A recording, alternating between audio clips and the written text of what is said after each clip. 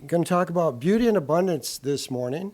And, beauty and abundance are primarily seen as outer manifestations in our world. You really say, oh, that's beautiful. We say, that's beautiful. Or like we might equate abundance with getting a raise or really feeling supported by the outer. You see what I'm saying? Oh, well, I might tell somebody, gosh, you're really blessed with all your abundance, because we see the outer manifestation or material world supporting them, what they want. So looking at them on the outer, it's fine. But that's the first, kind of like a first step in our awakening. Okay, to begin to be aware of beauty and to be aware of abundance. Kind of gets our attention because we do walk through life pretty fast sometimes and myopic, and we miss the rose. And so to begin to, beauty catches our eye, and it wakes us back. And then sometimes, like beauty, natural beauty, it's like a beautiful sunset. Sometimes you want to experience that beautiful sunset, and what we do most of the time? We go, we are fed by that sunset. We breathe it in, and we let go. A mountain vista, art that we like, whatever, a person, a granddaughter named Hazel, But to begin to say, what happens is we breathe it in. It catches our attention. And then as we breathe it in and let go, an interesting thing happens. We begin to relax. We begin to relax. And that's where we go to these places that in our consciousness are what we would deem beautiful for us because we're fed. We're not only fed, we relax. And then the next step that happens is we become a magnet to draw greater good to us. That's the secret of beauty. Beauty, if we give ourselves permission to go there, not in our head, in our heart. This feeds me. Relax. I'm going to relax now. Now we've shifted our whole consciousness to receiving. Like when we saw that went like this, we received it. And by receiving, we let go, relaxed. And now we're in the flow of life. And that's beautiful to be in the flow of life, isn't it? Yes, a resounding yes from the crowd. It's flow. That's what life is all about. So now we're in the flow. And what happens is when we're in the flow, and as we've received, now we become a magnet. That's the beauty, the gift, the intrinsic nature of beauty is as we open to it, receive it, surrender to it, now we become a magnet to greater good in our life. And that greater good can be more than just that beautiful one object. Right. Now we're opening to the universe. I'm going to be a magnet for good. And then I guess the important word would be my good. What's good for my soul? We always talk, we're here for a soul purpose. We're here on a soul journey. So what would feed my soul? What would make my soul strong? What would allow my soul to grow brighter and more radiant to begin to express and be what I came to be? So begin to simply, acknowledge the beauty that's around us. The songs in His presence. When we're aware of God's presence, God is in everyone, everything. Gosh, we just breathe in the experience that we're having in life. Breathe in the energy of the people that we're with. Receive the blessing in that moment in time. And as we breathe that in, and then we relax, then we become a magnet. And this is what's really neat, is that we are now open. And you know what? It's no accident that we're talking to a particular person or have an experience someday. There's a gift for us. So we're going to relax. Some people go through life like this. Protected. Separate. Missing. Missing the message, missing the gift. So we say, breathe in. Okay, I'm going to breathe in the beauty of this soul, this experience. And sometimes choosing to see the beauty in someone or to see the beauty in experience. Because there's a difference between our physical worldly eyes and our spiritual eye. And so as we begin to open up our hearts, now we begin to open up our spiritual eye so we can see that beauty, that oneness, God, and to be in that presence of spirit wherever we go. And it's beautiful to begin to understand that.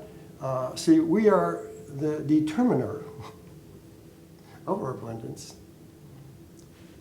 We determine the abundance that we receive. We have to be open to abundance.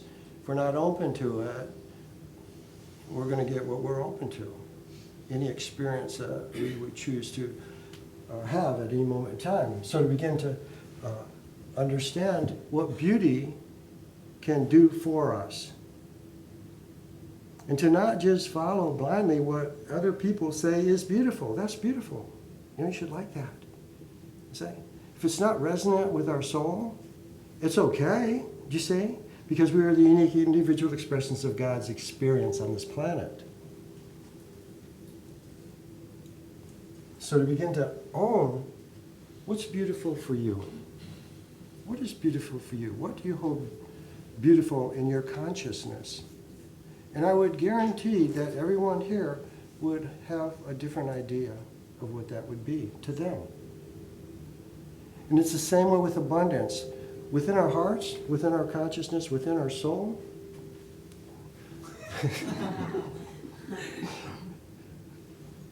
is our ideal or idea of what abundance is.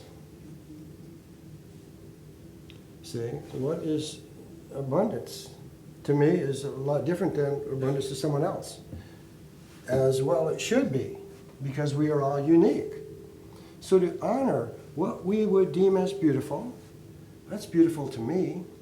You know, y'all know I love crystals.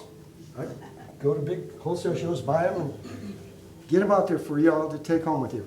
How's that? So, and I have some crystals. I tell people when I talk with them about crystals, and I'll say, because, oh, these are so beautiful. You know what I'm saying? I said, I got some crystals at our home that people would walk right past because you're not beautiful, you think, to the book of what a beautiful crystal should look like.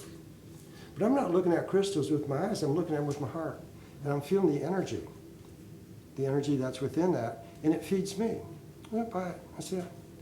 And people go, oh, well, yeah, that's okay. Walk past it. See, but the crystals I buy for Patrick, I buy for Patrick. And the crystals I buy for our little gift shop, I buy for y'all. You see? So take them home. I've got mine at home. But do you see, owning what's beautiful for me, what is my standard of beauty? What's my criteria? Is important. And as we give ourselves permission to go there, we relax into it. Now we become a magnet for greater good in our whole life. In our whole life. And that's what's beautiful when we begin to say, in His presence, God's presence in all things, in everyone. We're not limited now. We're not limited in our life. We are now open to the flow of the universe, the abundance of the universe, to flow to us. That would feed our soul. That would feed our soul. We're on a soul journey. See? We don't want to win the race and lose the rider. Feed the soul. Be strong and radiant. And it's important for us to understand that, because a lot of times we put ourselves in the background. You know, it's like, well, not that important. And so we miss the gifts a lot. See, we're being blessed every day, and we miss them when we separate from life, and we see ourselves as less than. You know, last month when I talked, one of the most important things I shared, and I thought it was important. How's that? But it was. It's all about me. No, because it was us giving ourselves opportunities to stretch and be greater, to be better. And so what I said is that we need to start seeing ourselves as Jesus sees us. See, Jesus sees us unlimited in everything. And so So when we begin to see ourselves as unlimited, okay, now we open that door to being and expressing that unlimited nature. And then I said, and then we take that next step and to see the other, see another, the way Jesus sees them, you see. That's in his process. And it's a simple little statement, but it's very empowering for us to just remember that. See, we look in the mirror, okay, here we go again, Patrick. And, but see, God, Jesus, sees our soul. See, beautiful. Our souls are beautiful. Our souls are beautiful. And our experiences here on earth do not always reflect the beauty of our soul. Because we might have a lesson to learn that might not be as comfortable as the lesson of another. You see? See, reincarnation isn't punishment. It's a gift. It's an opportunity to see our soul's beauty expressing through our life experiences. Beauty allows us to relax. When we relax, we become a magnet. When we become a magnet, we begin to draw. That beauty, when we begin to tap into that beauty, that's our resonant energy, God's energy with our soul. Now we are open to what would feed our soul. And to begin to honor what would be good for me, what would be good for you. To not blindly follow the masses. Unique individual expression of God. Look at the lilies of the field and their arraignment. If we could dress as nice as a lily, you see? God gives the lily what it needs to be beautiful, radiant, and abundant in its manifestation. And God will give us what would allow us to be beautiful, radiant, and abundant in our expression. To remember that. To remember that. That's the promise. So beauty wakes us up. Breathe it in. Relax. Magnet opens up. Now as we listen to our heart, see our heart showing us the beauty for us. Now we listen. We're going to be guided to that next experience that would serve us. All of our experiences are good. We choose how we're going to see them. Look at this big book. This is a Bible. I'm not even going to read it. How's that? But there's a little story. And this is an Old Testament about Job. And I don't know if you ever heard about Job, but it seemed like all his beauty and all his abundance got taken away from him. And so he says it's like a play. It's like, oh, woe is me. And he has his friends come. Everybody comes and try to tell him what he did wrong to make this happen. And and then he starts talking to God. God, woe is me. Why you do this to me? Show me, tell me. God, do it for me. God, do it for me. And so God has a little conversation with him. This is all paraphrased, so it's in the book. You can read that if you want. Okay. But so more than several times during the book, and this is a phrase you've all heard, and he said, Job, gird up your loins. See? Gird up your loins. And he said, gird up your loins and make yourself beautiful. Make yourself beautiful and radiant and opulent. And then I will see that what you are experiencing, what you're doing, is by your own hand. And don't we create our reality? You see what I'm saying? Now, if we see ourselves beautiful and radiant and powerful, strong and wise, that's what we're manifesting out into the world. And our magnet is going to start drawing that back to us to support our being radiant and beautiful. Gird up your loins, Job. Job, come on.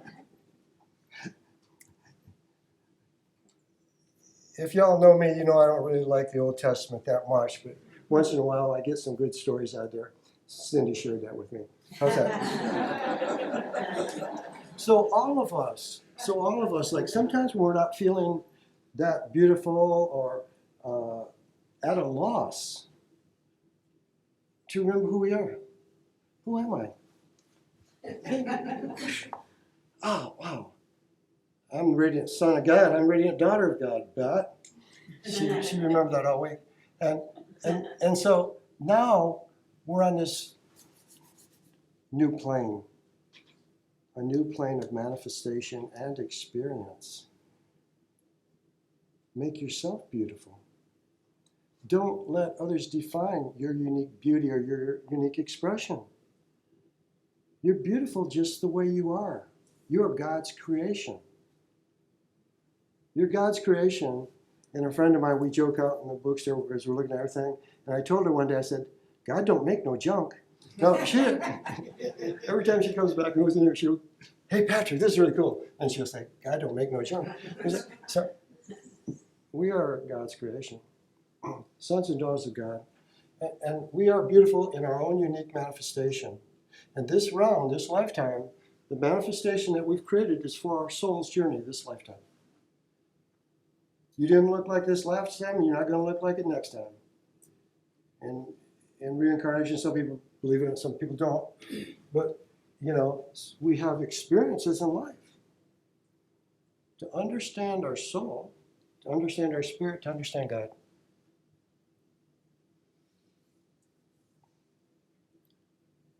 Evolution in consciousness.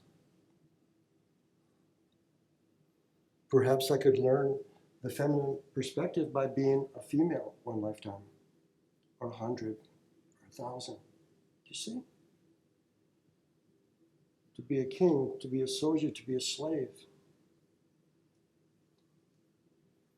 When Jesus talked to the Sudras, the slaves in India, and they're all saying, woe is me, you know, because there's no way getting out of anything till they die. You know what I'm saying? We got to wait for our heaven and sky when we die. We're in this caste system right now. And Jesus said, wait a second, open up the windows of your heart. See? Open up the windows of your heart. That's where your light is. That's where your beauty is. Don't let someone else define you. And how fast is a lifetime? Open up the windows of your heart. All of us. We can open up. And now we can glimpse that light, that beauty, that love I am.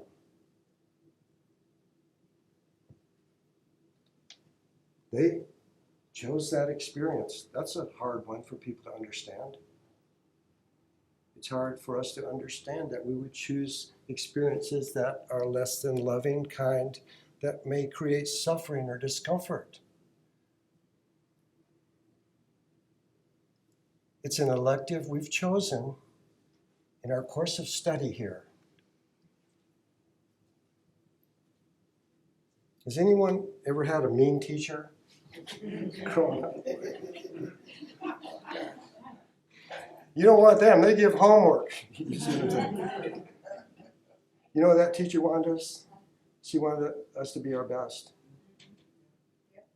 And it may have been harder, and we might have thought her as being hard. But she wanted us to be our best. She was our teacher. She wasn't a friend. Right. But if you understand what she was doing, she could be your teacher and your friend. It's a beautiful life. So just begin to understand. Sometimes we need a hard teacher, and sometimes we need a hug. They're both good. They're both beautiful.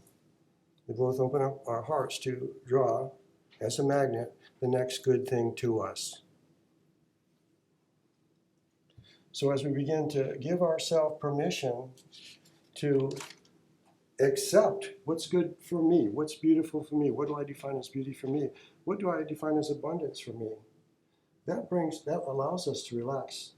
You know, a lot of people are driven in life. They're driven to succeed, whatever. Personally, you see?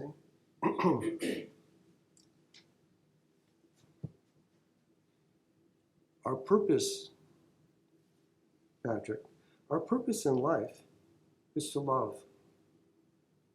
God is love. We are love. Y'all are love. We're all love. Now, if our purpose is to connect with one another and see that love, that unique expression within all that does is open up our heart. Now we get to begin to draw to us the trappings, the frostings, all the good things in life, you see? Love.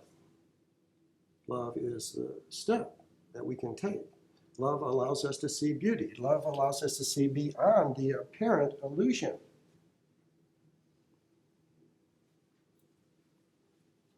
I'm older. And when I was growing up, there was an expression. We're trying to erase it from race consciousness. Maybe we shouldn't. Beauty is only skin deep. Has anyone ever heard that? Beauty is only skin deep. Don't tell that to someone who doesn't think they're beautiful. You say, and I'm a kid and I'm going, I'd say, hey, wait a second. Ugly's only skin deep. You see? It's not who they are. Their soul, their beautiful spirit, child of God. And they've created this manifestation that serves them in this lifetime. And one day, when they hear something like that, they're going to say, you know what? I'm beautiful. And they're going to own it. Boom. There goes erasing all of the past karma, memory patterns that has limited their expression as a son of God or a daughter of God. You see? Experience our teacher, so we pay attention. So as we become a magnet for good, we begin to understand that we deserve good. You know, like in relationships, you know, so we meet someone and we fall in love with them. You know what I'm saying? And it's like, so, here we go, I'm falling in love. I can relax around this person. Oh, we feel good, talk on the phone forever. You see what I'm saying? Doesn't matter. It's like, so relax, you know, and then you start drawing because you love open up the door. Now you start having all these really cool experiences with them and with yourself. Love opened that door. You saw their beauty. You saw your eye. It wasn't just it. It's like your heart. You were seeing with your heart their beauty. And that opened up that door to receive even greater love. And so as we go through life, to always remember that. When I marry people, I don't do this all the time. It's almost like Spirit guides me. And I would just remember, I married this one young couple, and they were from I was a soccer dad, and he remembered, this guy, minister. So anyways, it shocked me when he said, hey, I want you to marry me. And I said, come in, we do everything. But when we did the service, you know, and I hadn't planned this or anything, and we're sitting up there with his bride, and I said, I want you to look at each other right now. And I want you to remember this moment right now. Look at each other and just breathe in. Breathe in the moment. They are in love. They're in that place where they are one. And if we can remember that place throughout life when they've been married for 30 years, you say, wait a second. And you know, Spirit had me do that. I don't know why. I know why now. But you see, remember that moment. That was important. That opened up a bunch of doors for you. And maybe going on in life when life might get a little stale or boring, you see, it's like, go back and refresh. And I will guarantee you will see all the good that you got to experience. But it's just like these moments that we have are fleeting if we don't pay attention. But if we pay attention and breathe it in, surrender to it, it can be a wonderful foundation stone as we walk through life. So allowing ourselves to be the chooser, this is what feeds me. And one spirit I want to share quickly was, um, aren't beauty and love just, aren't beauty and abundance just God's love made manifest? Yeah. So beauty and abundance are God's love made manifest. Okay? So the thing that we can be our little truth meter maybe is, I think the word would be fulfilling. Is this fulfilling to me? You see? I go and buy this sparkly, pretty crystal that everyone says cool, and I put it at home and go, not that fulfilling. Somebody gonna get a gift because it is nice. And but you see, that is a really empowering word that we can all use. You see? And if something isn't fulfilling, we can begin to ask that question, what am I missing? What do I need to see? Who do I need to be? Be that person that Jesus sees us as, God sees us as, that we can do this stuff. So fulfilling is a very important step for us to take. And what it does is allows for us to have our unique perception of life. It allows us to be our unique expression in life. We are the individual expressions of God. We are unique. The gift that we give to the planet is our uniqueness. Uniqueness. Just like the saying, money can't buy you love. You're unique, you be unique, you're going to start drawing all sorts of abundance to you on all sorts of levels, because you're being the unique expression of God made manifest on planet Earth. And I think our planet could really use a whole lot more unique expressions of love on our planet. Creativity, unlimited potential expressed. So to begin to understand our purpose, love, beauty, and abundance is God's love made manifest. Begin to want to express that, experience that. All we have to do is ask. I ask to feel your love, Father. I ask to be your love, Father. Ask and you shall receive. That's another one of those promises of Jesus. So it's up to us. It's up to us to seek and support that which would fulfill our soul. Trust your heart, choose from your heart, and experience from your heart. So we breathe in. I'm going to trust my heart. You see? I'm going to trust it. Let this one go. I'm going to trust my heart. I'm going to choose from my heart that which is for my highest good. Then I'm going to live from my heart. When I live from my heart, all of my experiences are going to be colored in beauty, abundance, and oneness. Let's go within. So as you close your eyes once again, just close your eyes and just see this door closing. And we're going to close the door to the worldly way. And as you breathe in, I want you to breathe in God's love. Ask to feel God's love filling you. And I want you to breathe in and track that breath, holy breath, all the way down, right in behind your lungs, right into your heart. And as you breathe, each breath, just feel your heart being filled with God's love. And as you breathe in God's love, ask to feel, Father, I ask to feel your love. And just breathe and just surrender to the feeling. Don't label it or define it or expect anything. You've asked. So just breathe in God's love and just be aware Be aware of the energy in your heart beginning to grow and expand.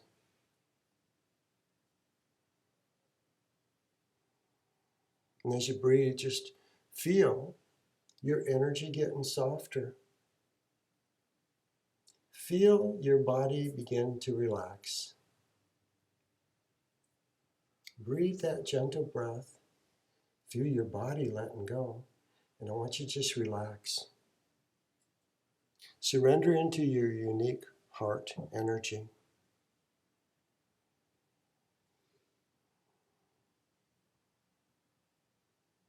And in this place of peace,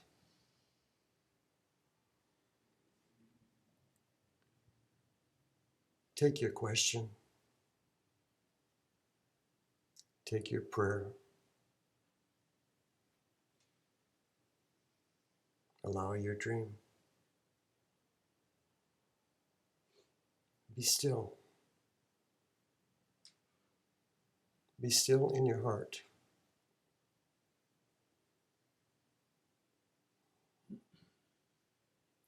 Ask, and you shall receive. Ask now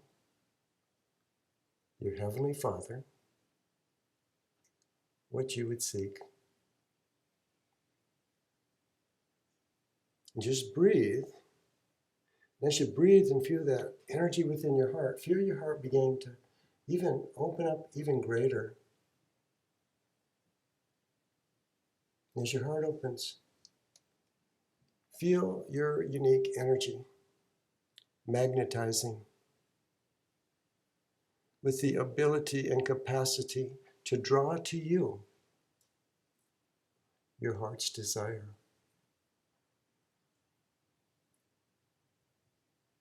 Breathe and feel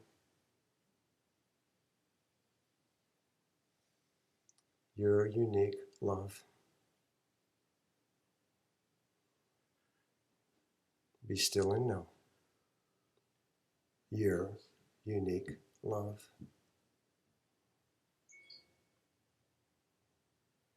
And I'll know that you manifested with your own hand.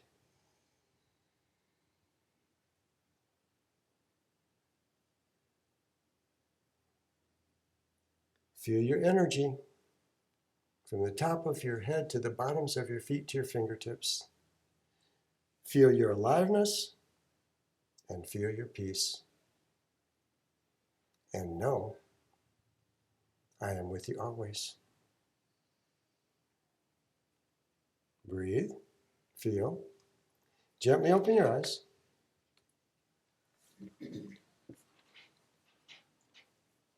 As we go forth this week, remember, I am the chooser. Everybody say that out loud. I am the chooser. How empowering is that?